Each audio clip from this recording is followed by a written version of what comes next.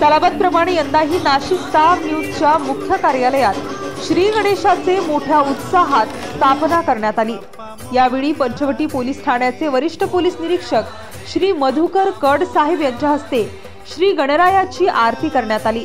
यावेळी Nashik star news channel संचालक Vilas Suryavanshi, doctor Prashant Ghoderao, अक्षय मोरे, संदीप जोजारे, विजय खंडागळे, रणजित बोधक, माधुरी जाधव, दीपक राजगिरे आणि संपादिका आदिती पेंढारे इत्यादी मान्यवर उपस्थित होते।